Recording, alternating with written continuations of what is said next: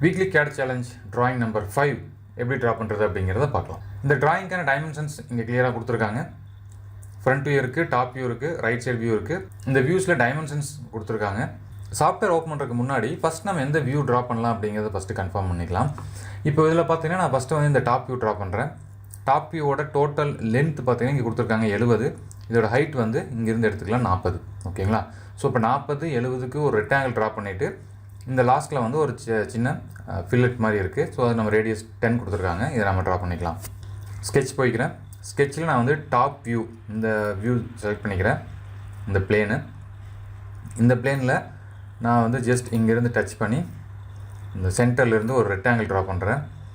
இந்த ரெக்டாங்கிளோட dimension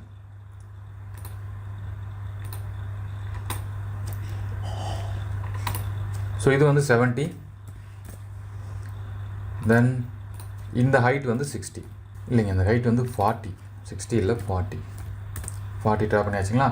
so அடுத்தது இங்கே ஃபில்லட், ஜஸ்ட் நான் இந்த இடத்துக்கு போனேங்க அப்படின்னா ஃபில்லட் இருக்குது. ஃபில்லட் செலக்ட் பண்ணிவிட்டு இந்த லைனையும் செலக்ட் பண்ணுறேன். ஃபில்லட் வந்துருச்சு. ஃபில்லட்டோட வேல்யூ 10. ஓகே, மறுபடியும் இந்த லைனையும் செலக்ட் பண்ணுறேன். ரெண்டு பக்கம் ஃபில்லட் வந்துருச்சு. ஸ்கெட்ச் அப்டேட் பண்ணியாச்சு. இன்னொன்றுமே நம்ம ட்ரா பண்ணிடலாம். அந்த சென்டரில் ஒரு சர்க்கிள் ட்ரா பண்ணியிருந்தோம் அப்படின்னா மெட்டல் எல்லாமே நம்ம ட்ரா பண்ணிடலாம். ஸோ நான் மறுபடியும் எடிட் பண்ணிக்கிறேன். எடிட் பண்ணுறதுக்கு கீழே பாருங்கள், லெஃப்ட் சைட் லோயர் கார்னரில் இங்கே ஸ்கெட்ச் இருக்குது. அந்த ஸ்கெட்சை செலக்ட் பண்ணி ரைட் கிளிக் பண்ணுறேன். இதில் வந்து எடிட் ஸ்கெட்ச். இப்போ நான் வந்து ஜஸ்ட்டு சர்க்கிள் போயிட்டு இந்த இடத்துல ஒரு சர்க்கிள் ட்ரா பண்ணுறேன். நான் அப்ராக்சிமேட்டாக தான் ட்ரா பண்ணுறேனுங்க. அடுத்தது இதோட டைமென்ஷன் பார்க்கலாம்.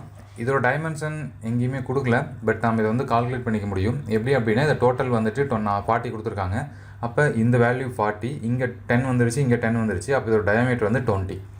ஓகேங்களா? ஸோ இதெல்லாம் நம்ம எடுத்துக்கலாம். நம்ம கொடுக்குற ட்ராயிங்கோ இல்லை இண்டஸ்ட்ரி ட்ராயிங் எடுத்துட்டீங்க அப்படின்னாலும் ஒரு சில டைமென்ஷன்ஸ் வந்து நீங்களாக கால்குலேட் பண்ணுற மாதிரி இருக்கும். ஸோ அந்த ஸ்கில்லை டெவலப் பண்ணிக்கங்க. ஸோ அப்போ இதோட வேல்யூ வந்து 20 டயாமீட்டர்.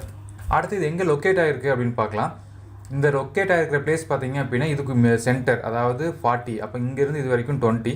அடுத்தது இதோட கேப் எவ்வளவு அப்படின்னு நம்ம தெரிஞ்சுக்கணும். ஸோ இந்த கேப் கொடுக்கல, பட் நம்ம கொடுக்கல அப்படிங்கிறனால நம்ம வந்து 10 அப்படின்னு எடுத்துக்கலாம். ஸோ டைமென்ஷனில் போயிட்டு இந்த லைன்லேருந்து இதோட சர்க்கிளோட மிடில் வரைக்கும் உள்ள டிஸ்டன்ஸ் வந்து 20. இந்த கேப் 10 அப்படிங்கும்போது உங்களுக்கு அதுவும் வந்து 20 தான் வரும். ஸோ இதுவும் வந்துட்டு 20. ஏன்னா இந்த கேப் வந்து 10, இதோட ரேடியஸ் 10, டோட்டலி 20. ஓகேங்களா? இப்போ நான் ஸ்கெட்ச் அப்டேட் பண்ணிட்டேன். இப்போ இந்த எக்ஸ்ட்ரூட் போயிட்டு நான் இந்த இன்னர் ஸ்கெட்சை வந்து நான் செலக்ட் பண்ணுறேன்.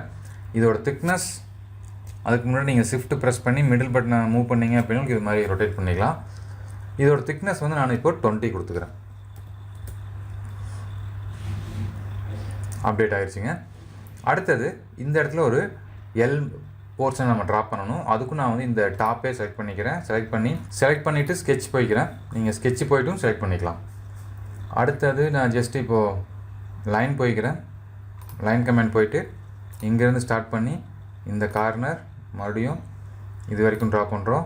இங்கே சம் டிஸ்டன்ஸ், ஸ்ட்ரெயிட்டாக இங்கே சம் டிஸ்டன்ஸ், இந்த லாஸ்ட் வரைக்கும் ட்ரா பண்ணிவிட்டு இதோட ஜாயின் பண்ணிடுறோம். ஓகேங்களா? அடுத்ததுக்கான டைமென்ஷன்ஸ் செக் பண்ணலாம். இங்கே பாருங்கள், 30 இதோட ஃபுல் லென்த் வந்திருக்கு. இதோட திக்னஸ் வந்து 10 கொடுத்துருக்காங்க. ஸோ டைமென்ஷன் போயிட்டு இந்த லைனுக்கும் உள்ள வேல்யூ 30. இது டோட்டல் லென்த் அவ்வளோதானுங்க, அதை அப்படியே கொடுத்துக்கலாம். இது வந்து 10 mm. இது கொடுத்தீங்கன்னா உங்களுக்கு ஆட்டோமேட்டிக்காக ஃபிக்ஸ் ஆகிடும். ஸோ நெக்ஸ்ட் ஜஸ்ட்டு அப்டேட் த ஸ்கெட்ச்.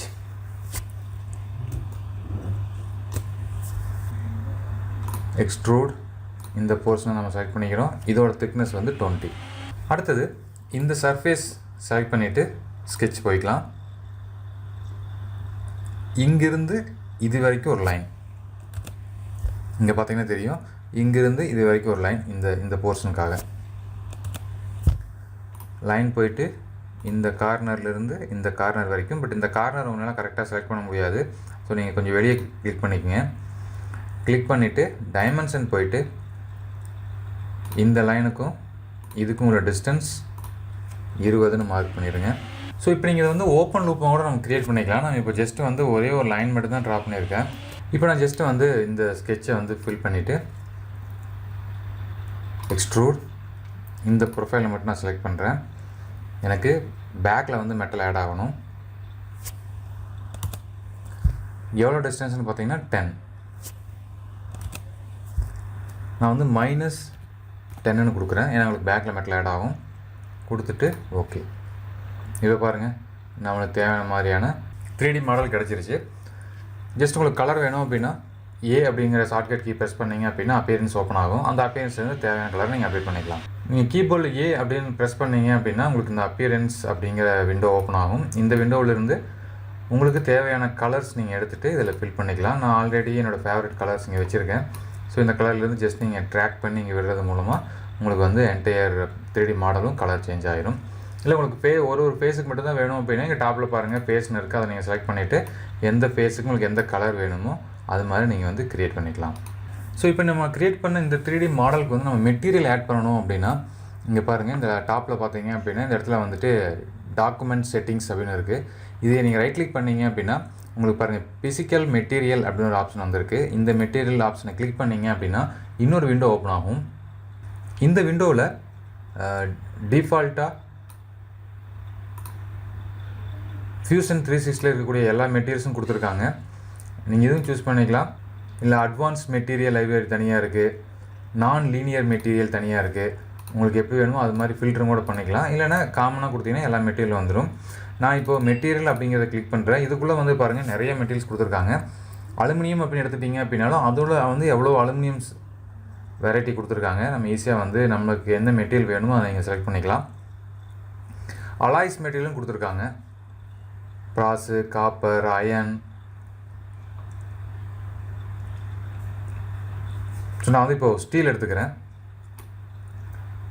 ஸோ ஜஸ்ட் நீங்கள் ட்ராக் பண்ணி விட்டீங்க அப்படின்னா போதும்.